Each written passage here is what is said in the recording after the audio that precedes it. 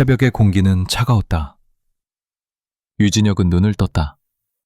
창호지 너머로 스며드는 희미한 빛이 방안을 은은하게 채우고 있었다. 아직 해가 뜨기 전 세상이 가장 고요한 시간이었다. 그는 익숙한 동작으로 몸을 일으켜 앉아 가부좌를 틀었다.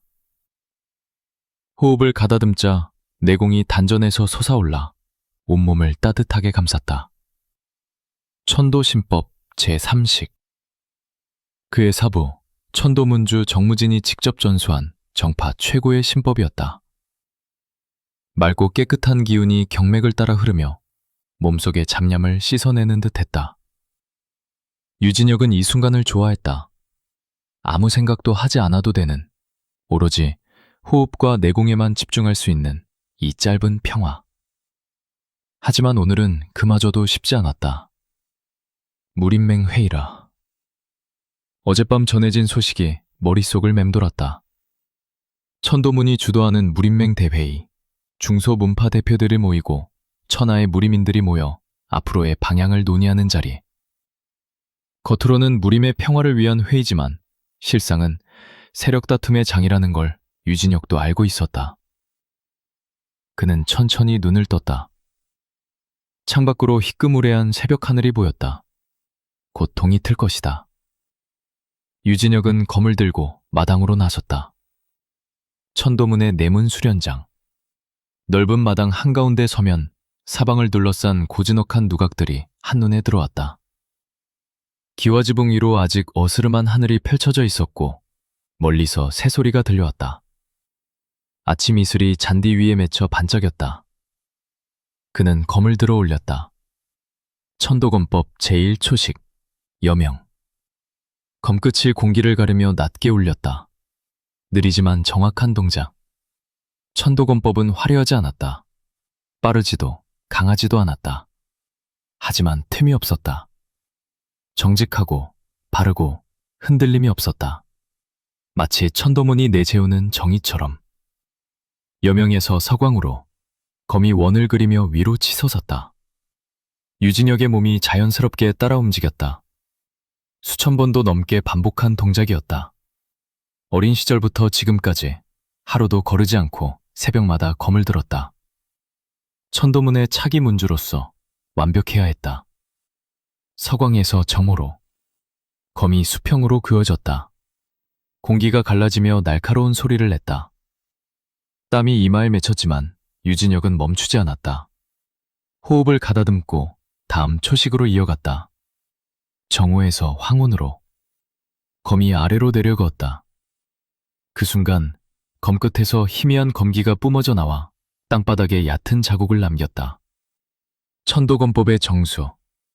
검기를 자유자재로 다루는 것은 인류 고수의 징표였다. 아직도 힘이 들어가 있구나. 갑작스러운 목소리에 유진혁은 검을 거두며 몸을 돌렸다.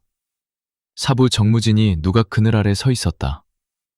흰 수염이 가슴까지 내려오고 푸른 도포를 입은 노인. 천도 문주이자 무림맹의 맹주. 무림 정도의 상징이라 불리는 사람. 유진혁은 공손히 허리를 숙였다. 사부님.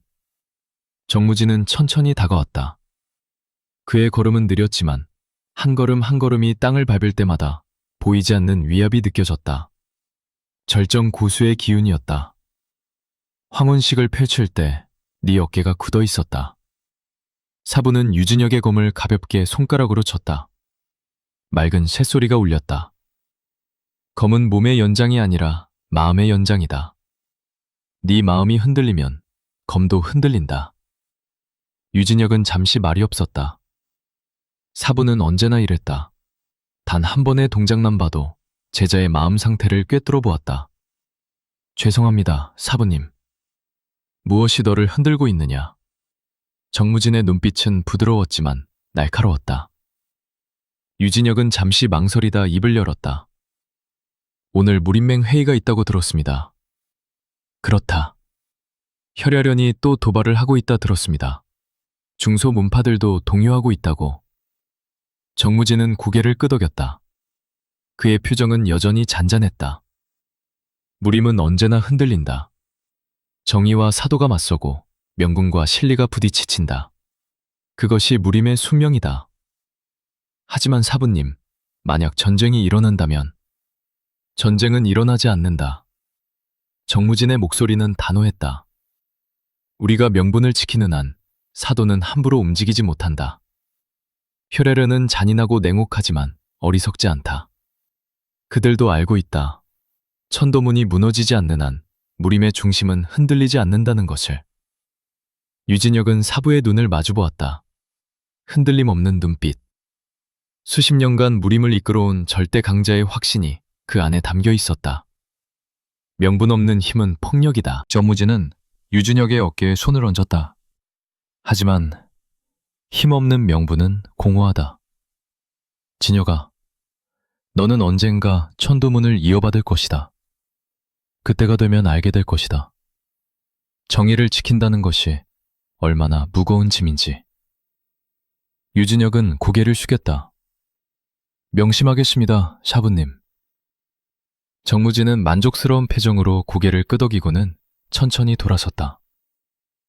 하지만 몇 걸음 가다 멈춰서서 뒤돌아보지 않은 채 말했다. 회의에는 내가 갈 것이다. 너는 대장로를 따라 항림 건문을 방문해라. 예를 갖추고 안부를 전하면 된다.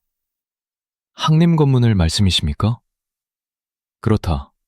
그들은 오랜 우방이다. 요즘 혈애련이 중소문파들을 회유하고 있다고 하니 우리도 관계를 다져야 한다. 유진혁은 잠시 망설였다. 항림 건문. 학자 출신 무인들이 모인 명문 문파였지만 최근 들어 묘하게 천도문과 거리를 두고 있다는 소문이 돌았다. 하지만 사부의 명이었다. 유진혁은 공손히 고개를 숙였다. 명을 받들겠습니다. 정무진은 더 이상 말없이 사라졌다. 아침 햇살이 마당을 비추기 시작했고 유진혁은 홀로 그 자리에 서 있었다. 해가 떠올랐다. 천도문의 대정각은 무림맹의 심장부였다. 거대한 기둥들이 높은 천장을 떠받치고 있었고 벽면에는 역대 문주들의 초상화가 걸려 있었다. 정중앙에는 천도문의 문장, 하늘을 가리키는 검, 이 새겨진 깃발이 펄럭이고 있었다. 유진혁은 복도를 걸으며 주변을 둘러보았다. 이른 아침부터 문파의 제자들이 분주히 움직이고 있었다. 누군가는 무림맹 회의 준비를 위해 서차를 정리하고 누군가는 무기고를 점검하고 있었다. 평화로운 듯 보이지만 유진혁은 알고 있었다. 이 평화는 언제든 깨질 수 있는 얇은 얼음 같은 것이라는 걸.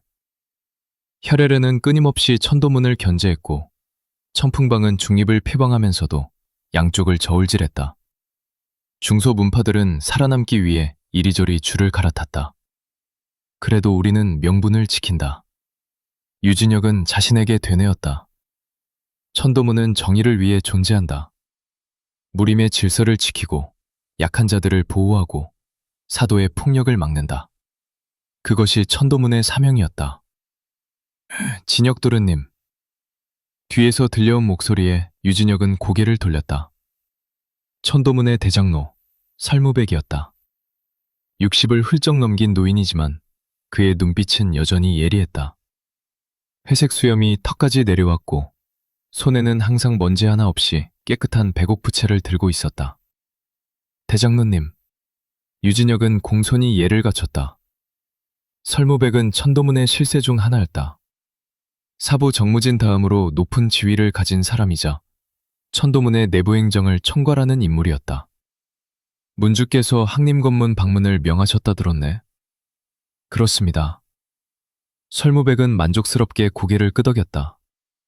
그는 부채를 펼쳐 입가를 가리며 낮은 목소리로 말했다. 항림건문은 중요한 곳이네. 학자들이 모인 문파라 겉으로는 온화해 보이지만 무공도 만만치 않고 인맥도 넓지. 특히 그들이 보유한 비급들은 상당히 가치가 있어. 유진혁은 대장로의 표정을 살폈다. 뭔가 더 하고 싶은 말이 있는 듯 했다. 그런데 말일세. 설무백은 주변을 둘러보고는 목소리를 더 낮췄다. 요즘 항림건문의 움직임이 심상치 않네. 혈애른과 접촉했다는 소문도 들려오고 자네도 알다시피 중소 문파들은 바람 부는 대로 흔들리기 쉽지. 혈혈연과 접촉했다고요? 유진혁의 눈빛이 날카로워졌다. 만약 그것이 사실이라면 항림 건무는 천도문을 배신할 준비를 하고 있는 것이었다. 설무백은 부채로 입가를 가린 채 미소 지었다. 아직 확실한 증거는 없네. 하지만 자네도 알다시피 무림에서는 소문도 무시할 수 없지. 오늘 항림 건문을 방문할 때 잘 살펴보게. 그들의 태도, 말투, 눈빛, 모든 것이 정보가 되네. 유진혁은 천천히 고개를 끄덕였다. 배장로의 말은 틀리지 않았다. 무림에서는 적과 아군을 명확히 구분해야 했다. 배신은 언제나 가장 믿었던 사람에게서 나온다. 명심하겠습니다. 설무백은 만족스러운 표정으로 유진혁의 어깨를 두드렸다. 자네는 똑똑한 사람이야. 언젠가 훌륭한 문주가 될 것이. 그는 그렇게 말하고는 천천히 돌아섰다. 하지만 몇 걸음 가다가 마치 생각난 듯 뒤를 돌아보며 덧붙였다. 아, 그리고 진혁도련님. 예, 대장로님. 설무백의 눈빛이 순간 차갑게 가라앉았다. 부채 뒤로 보이는 그의 입가에는 희미한 미소가 걸려 있었다.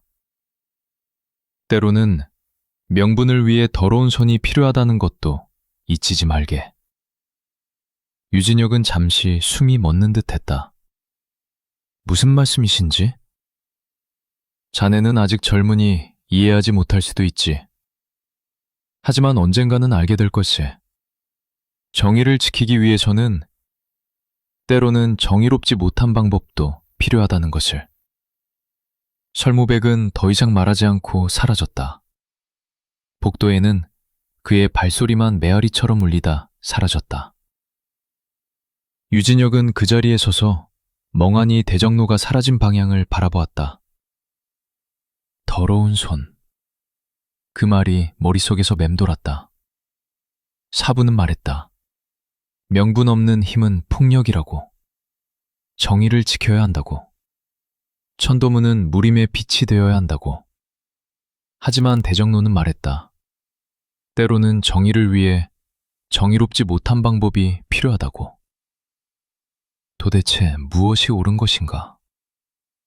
유진혁은 손에 힘을 주었다. 주먹이 하얗게 질릴 정도로 꽉 쥐었다. 해는 이미 높이 떠올랐고 천도문의 하루가 시작되었다. 무림맹 회의 준비로 분주한 사람들, 수련에 연영이 없는 제자들, 그리고 그 모든 것을 지켜보는 거대한 천도문의 깃발. 유진혁은 깊게 숨을 들이마셨다. 나는 천도문의 차기 문주다. 나는 정의를 지켜야 한다. 그것이 내가 태어난 이유다. 하지만 가슴 한구석에서 작은 의문이 싹트고 있었다. 정의란 무엇인가? 명분이란 무엇인가? 그리고 만약 그 둘이 충돌한다면 무엇을 선택해야 하는가? 유진혁은 천천히 발걸음을 옮겼다. 함림 건문으로 가기 위해서는 준비를 해야 했다. 하지만 그의 마음속 의문은 쉽게 사라지지 않을 것 같았다. 해가 중천에 떠올랐다. 천도문의 정문 앞 유진혁은 말 위에 올라탔다. 뒤로는 호위무사 5명이 따랐다. 모두 천도문의 정예 제자들이었다. 그들의 허리에는 천도문의 문장이 새겨진 검이 차고 있었다. 대장로 설무백도 함께였다. 그는 백마에 올라타 유진혁의 옆에 섰다. 출발하지. 말이 천천히 움직이기 시작했다.